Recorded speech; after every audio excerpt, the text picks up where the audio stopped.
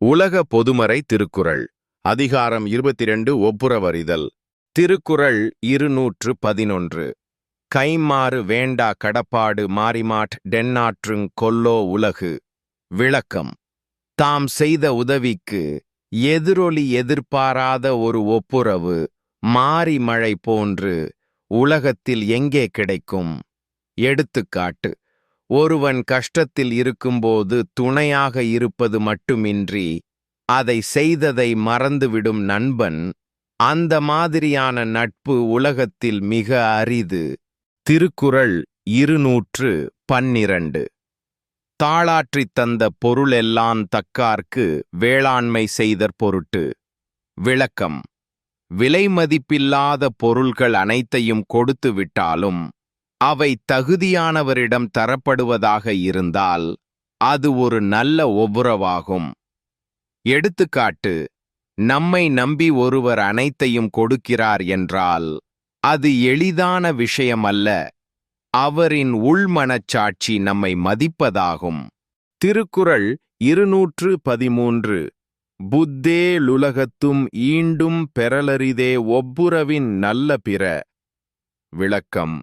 பொதுவாக உலகில் நல்ல ஒப்புரவை பெறுவது மிகவும் அரிதான ஒன்று. இது இந்த உலகிலும் மறுமையிலும் கூட கடினம். எடுத்துக்காட்டு. மனப்பூர்வமாக ஆதரிக்கும் ஒரு உண்மையான நண்பன். எத்தனை பேர் வாழ்ந்தாலும் இதை பெறுவது கொஞ்சமே. திருக்குறள் 214. ஒத்த தறிவான் உயிர் வாழ்வான் மற்றையான் செத்தாருள் வைக்கப்படும். விளக்கம். நல்ல ஒப்புரவை புரிந்து கொண்டு நடப்பவனே உண்மையில் வாழ்வான். அதை புரிந்து கொள்ளாதவன் உயிரோடு இருந்தாலும் இறந்தவனாகவே கருதப்படுவான். எடுத்துக்காட்டு. நட்பு உணர்வில்லாமல் வாழ்பவன் உயிரோடு இருந்தாலும் அவர் வாழ்க்கையில் உயிரில்லை. திருக்குறள் 215. ஊருணி நீர் நிறைந்த தற்றே உலகவாம் பேரறி வாளன் திரு. விளக்கம். பெரும் அறிவை உடையவனிடம் செல்வம் இருக்கின்றது என்றால் அது ஊருணியில் நிரம்பிய நீர் போல எல்லோருக்கும் பயன் தரும். எடுத்துக்காட்டு. அறிவும் ஒப்புரவும் உள்ளவனிடம் செல்வம் வந்தால் அது சமுதாயத்திற்கே ஒரு வரப்பிரசாதமாக இருக்கும். திருக்குறள் 216. பயன்மரம் உள்ளூர் பழுத்தற்றால் செல்வம் நயனுடை யான்கண் படின். விளக்கம். செல்வம் நல்ல மனப்பான்மை உடையவனிடம் சேர்ந்தால் அது ஊருக்கே பயனளிக்கும் பயனுள்ள பழம் தரும் மரம் போல் இருக்கும். எடுத்துக்காட்டு. ஒரு நல்ல நண்பனிடம் செல்வம் வந்தால் ஆண்டியவர்களும் மகிழ்வடைவார்கள்.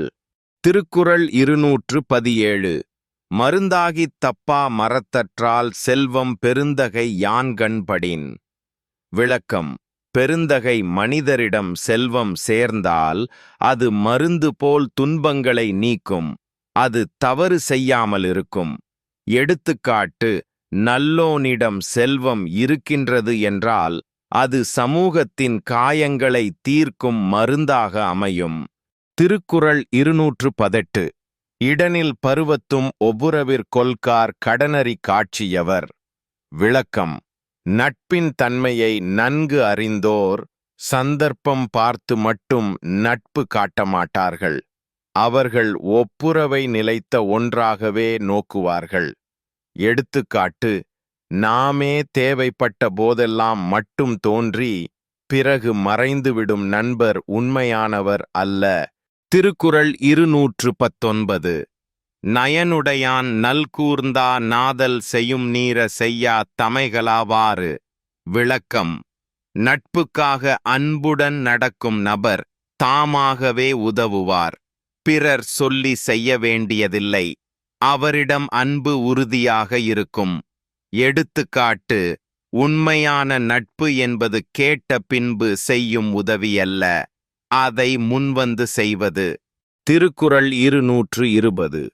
ஒப்புரவி நால்வருங் கேடெனின் அஃதொருவன் விற்றுக்கோள் தக்க துடைத்து. விளக்கம். நட்பு காரணமாக பாதிப்பு ஏற்படினாலும் அந்த பாதிப்பு கூட அவன் வாங்கிக் கொள்ளும் விலைமதிப்புடைய பொருளாக அமையும்.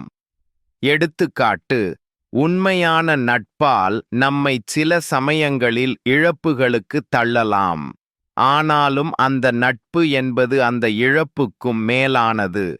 Please subscribe, like, and comments.